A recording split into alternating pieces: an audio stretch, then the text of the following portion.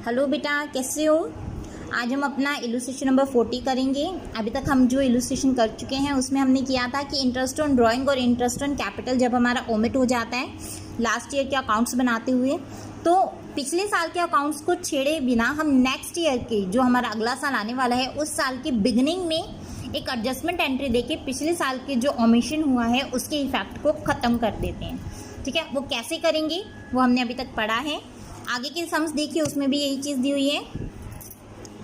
ABC partners हैं, 5:4:3 ratio है इनकी। कैपिटल इज गिवन, A की 50,000, B की 40,000 और C की 20,000। ओके, और इसमें दिया हुआ है कि 10% पर एनम पार्टनर्स की कैपिटल पे इंटरेस्ट था देना था, बट हमने नहीं दिया।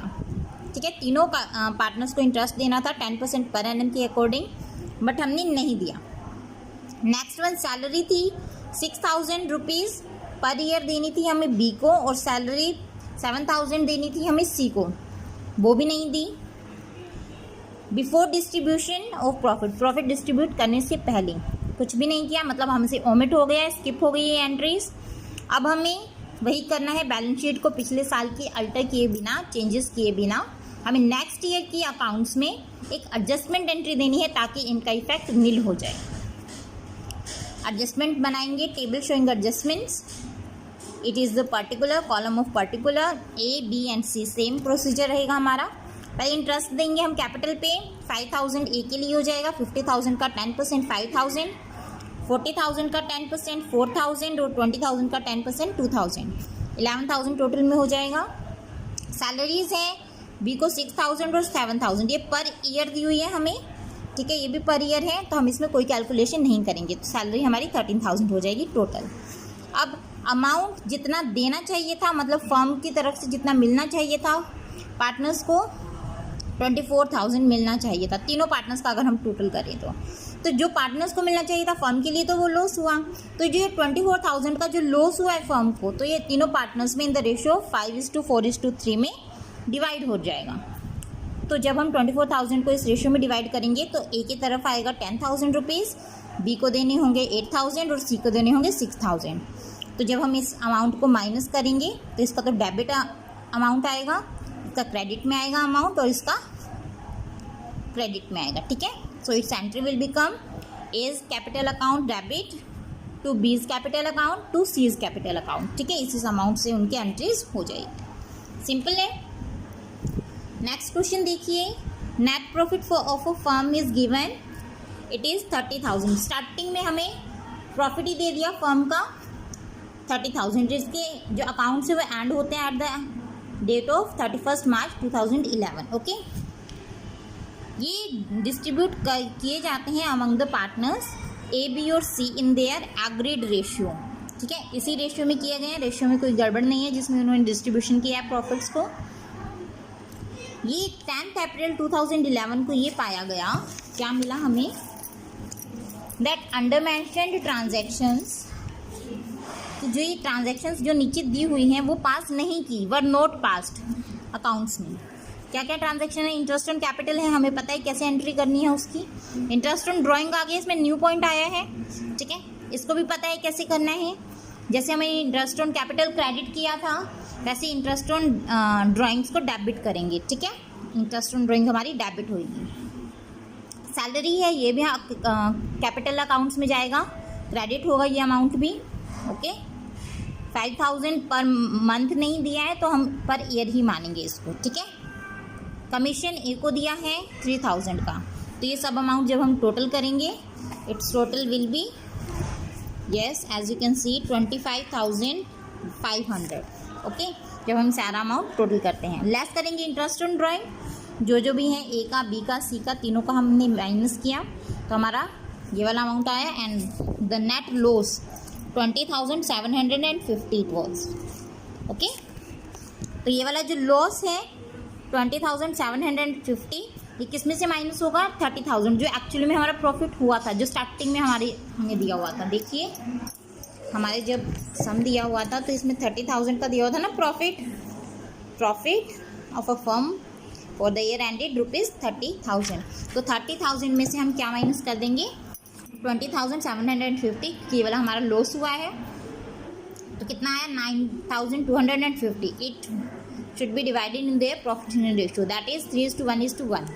तो इस रेशियो में जब हम इस अमाउंट को डिवाइड करेंगे तो ये वाला अमाउंट आएगा. ओके, अब देखिए जो अमाउंट इन्हें मिलना चाहिए था, ये माइनस करने के बाद जो ये वाला अमाउंट है वो उसमें मिलना चाहिए था. ठीक है, इस अमाउंट से डेबिट होने के बाद ये अमाउंट आया, क्रेडिट इतने अमाउंट से होना चाहिए था. टोटल ए का अमाउंट क्रेडिट होना चाहिए था 15,700 के अमाउंट से, बी का अकाउंट क्रेडिट होना चाहिए था 11,100 के अमाउंट से, और सी का अकाउंट क्रेडिट होना चाहिए था 3,200 या फिर 3,200 के अमाउंट से. ये अमाउंट उनके अकाउंट में जाना चाहिए था. लेकिन प्रॉफिट हमने किस रेशियो में बांटा है, 3:1:1. जो 30,000 है वो इस रेशियो में हमने बांटा है. तो इस वाले को हम वापस ले लेंगे जो हमने प्रॉफिट बांटा था.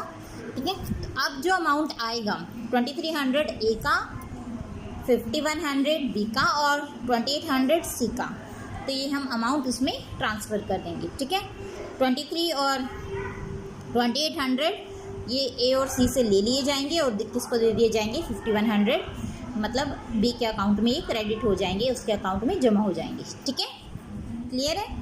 सिंपल एंट्रीज है. A is capital account debit 2,300, C is capital account debit 2,800 to B is capital account, it will be as it was given 5,100. Okay, next question देखिए. रवि और मोहन दो पार्टनर्स हैं, 7:5 रेशियो में वो प्रॉफिट शेयर कर रहे हैं. 10 लाख और 7 लाख उनकी कैपिटल्स हैं. ठीक है, पार्टनरशिप डीड में क्या क्या चीज़ दी हुई है, इंटरेस्ट ऑन कैपिटल देना है. रवि की सैलरी है 6,000 पर मंथ, तो इसको पर ईयर के अकॉर्डिंग निकालेंगे तो 6,000 इंटू 12 विल बी 72,000. ओके, 72,000 तो हो जाएगी रवि की सैलरी. और मोहन की सैलरी कितनी है, 60,000 पर ईयर दी हुई है ये हमें, तो इसको हमें कैलकुलेट करने की ज़रूरत नहीं है, पर ईयर दी हो तो हम इसको ऐसे ही रखेंगे. ठीक है, अब देखिए profit for the year ended, profit दिया हुआ है 5,04,000 का, डिस्ट्रीब्यूट किया गया इक्वली. देखिए यहाँ पे भी गलती कर दी, हमें इस प्रॉफिट को इक्वली डिस्ट्रीब्यूट नहीं करना चाहिए था, इसको 7:5 के रेशियो में डिस्ट्रीब्यूट करना चाहिए था. ये गिवन है ना हमें 7:5 के रेशियो में रवि और मोहन की जो प्रॉफिट शेयरिंग रेशियो है, लेकिन हमने किस में कर दिया, इक्वली कर दिया, तो ये चीज़ भी गलती हो गई. तो अब हमें एक एडजस्टमेंट एंट्री डालनी है, स्टेटमेंट ऑफ एडजस्टमेंट बनाएंगे हम, या फिर टेबल शोइंग एडजस्टमेंट, इसको कुछ भी कह सकते हैं आप. पर्टिकुलर्स का कॉलम रवि का, मोहन का और ये टोटल. ठीक है, स्टार्टिंग है interest on capital. Interest on capital कैसे देंगे, देखिए रवि के अकाउंट में कैसे जाएगी और उसके अकाउंट में कैसे जाएगी. Interest on capital 12% per annum देना था, तो 10 लाख का रवि के लिए 12% पर एनम 1,20,000 और 7 लाख पे 12% के हिसाब से 84,000. तो दोनों के अमाउंट में 1,20,000 और 84,000 ये अमाउंट आ जाएगा. ठीक है, तो 2,04,000. सैलरी दी हुई है 72,000, हमने कैलकुलेट की थी, रवि की और मोहन की है 60,000. It will be the amount, total will be the 1,32,000. Okay, remaining profit कितना रह गया, 5,04,000 प्रॉफिट था, उसमें से ये वाला जो हमारा लॉस हुआ है. ठीक है, इन दोनों को चाहे तो टोटल करके निकाल दो या फिर इनको अलग अलग से माइनस कर दो. 2,04,000 और 1,32,000, इन दोनों को जब माइनस करेंगे तो it will B 1,68,000. It is the net profit जो डिस्ट्रीब्यूट होना चाहिए था in the ratio of 7:5. Okay, जब हम इसको 1,68,000 को 7:5 के रेशियो में डिवाइड करेंगे तो 98,000 किसके अकाउंट में, रवि के अकाउंट से निकाले जाएंगे और मोहन के अकाउंट में डाले जाएंगे, और मोहन के अकाउंट के 70,000 डाले जाएंगे, तो 1,68,000 होने चाहिए थे. ठीक है, नेट अमाउंट जो मिलना चाहिए था वो है 2,90,000 और 2,14,000. इतना अमाउंट उन्हें मिलना चाहिए था, बट उन्हें मिला कितना है, इक्वली डिस्ट्रीब्यूट कर दिया गया था. जो ये प्रॉफिट आया था 5,04,000 का, उसको इक्वली डिस्ट्रीब्यूट कर दिया गया था, पर उसको करना नहीं चाहिए था.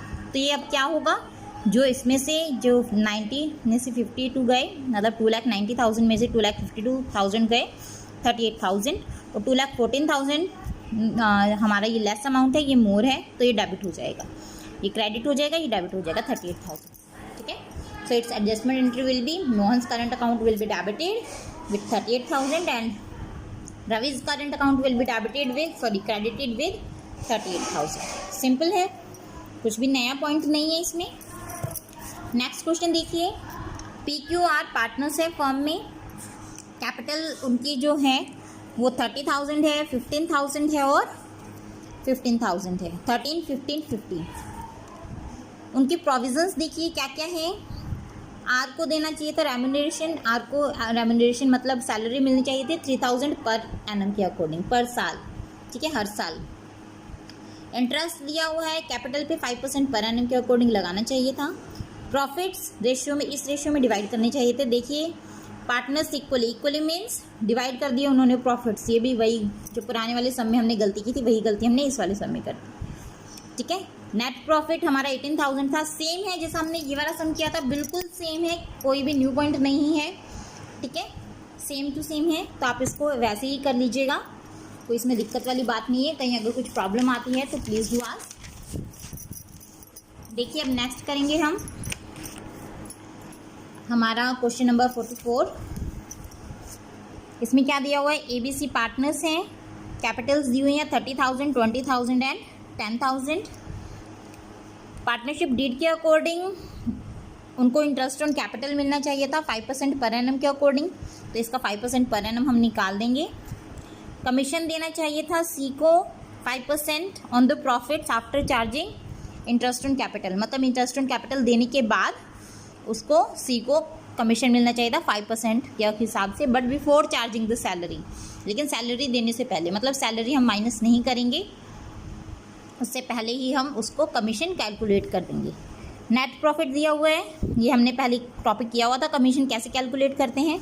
नेट प्रॉफिट दिया हुआ है 30,000 का हमें, ठीक है, distributed in the ratio of their, yes ratio of their capital, capital की रेशियो में डिस्ट्रीब्यूट किया गया, समझ रहे हैं आप, उनकी कैपिटल की रेशियो में डिस्ट्रीब्यूट किया गया। अब देखिए लेकिन डिस्ट्रीब्यूट किस में करना चाहिए था, 2:2:1, लेकिन कर किस में दिया, 3:2:1, ओके, 3:2:1 में कर दिया गया, लेकिन करना कितना किस में था, 2:2:1 में कैलकुलेट करना था। तो ये वाली भी हमारी वही गलती हो गई जो पिछले क्वेश्चंस में की थी। आप देखिए एडजस्टमेंट एंट्री डालनी है, सेम है, वही एडजस्टमेंट है, स्टेटमेंट ऑफ एडजस्टमेंट बनाएंगे। उसके बाद जितना भी अमाउंट हमारा डेबिट में निकलता है, ए का, बी का, सी का, क्रेडिट में निकलता है, वो अमाउंट निकाल कर हम एडजस्टमेंट एंट्री एक डाल देंगे in the starting of the और beginning of the accounting year, next accounting year, okay. Next question देखिए, इस क्वेश्चन के बाद हमारा ये टॉपिक कंप्लीट हो जाएगा। पार्टनर्स हैं ABC, ठीक है, 3:2:1 की रेशियो में वो प्रॉफिट डिस्ट्रीब्यूट कर रहे हैं। उनका जो प्रॉफिट दिया हुआ है इट इज़ 90,000 रुपीज़। ए और बी को सैलरी देनी है 1,500 पर एनम के हिसाब से, बी को कमीशन देना है, बी और सी को गारंटी दी गई है कि उनको कम से कम 35,000 रुपये तो मिलेंगे ही ए की तरफ से, मतलब ए को दिए जाएंगे, मतलब बी और सी ने गारंटी दी है कि कम से कम 35,000 रुपये तो उसे हर साल प्रॉफिट के दिए ही दिए जाएंगे। प्रॉफिट इस रेशियो में शेयर करना था, ठीक है, सिंपल है, कोई इसमें न्यू पॉइंट नहीं है, सिर्फ एक न्यू पॉइंट है कि प्रॉफिट 35,000 एटलीस्ट ए के पास तो जाएगा ही जाएगा, इससे कम अमाउंट नहीं जाएगा, ठीक है। तो इसमें देखिए सिंपल सा सम है, इसको आप एक बार ट्राई कीजिएगा। अगर फिर भी कोई गलती दिखती है, कोई भी इसमें कुछ भी ऐसा कन्फ्यूजन लगता है कि हाँ ये सब नहीं हो पा रहा है, तो मुझसे ग्रुप में ज़रूर पूछिएगा। बाकी इसमें जो मेन इंपॉर्टेंट पॉइंट था, प्रॉफिट गारंटी था, 35,000 ए को ज़रूर जाएगा, चाहे वो बी और सी के अमाउंट में से काटना पड़े, ठीक है। चाहे मतलब हमारे फर्म में प्रॉफिट ना भी हो तो 35,000 तो देना ही देना है हमें ए को, ठीक है, क्योंकि गारंटी दी है बी और सी ने कि मिनिमम प्रॉफिट तो उसको कितने का मिलेगा ही मिलेगा, ठीक है। तो ये भी फर्म के लिए लॉस हुआ, ए के लिए तो प्रॉफिट है लेकिन फर्म के लिए लॉस है, तो ये भी इसमें कैलकुलेट कर दिया जाएगा, ठीक है। तो टोटल लॉस 47,500 का हो जाएगा, तो यही लॉस हमारा रेशियो में डिवाइड कर दिया जाएगा, जो 3:2:1 है, जो हमारी प्रॉफिट शेयरिंग रेशियो है, ठीक है। सिंपल क्वेश्चन, अभी के लिए इतना ही, आगे के हम नेक्स्ट टॉपिक कल से करेंगे, ठीक है। आप तब तक आपका काम यही है, आप अपने जो क्वेश्चन नंबर 40 से लेके क्वेश्चन नंबर 45 तक सभी सम्स अच्छे से ध्यान से करने हैं अपनी फेयर नोटबुक में। कहीं पे कोई कन्फ्यूजन है तो प्लीज़ पूछिएगा, okay. Thank you students, that's all for today.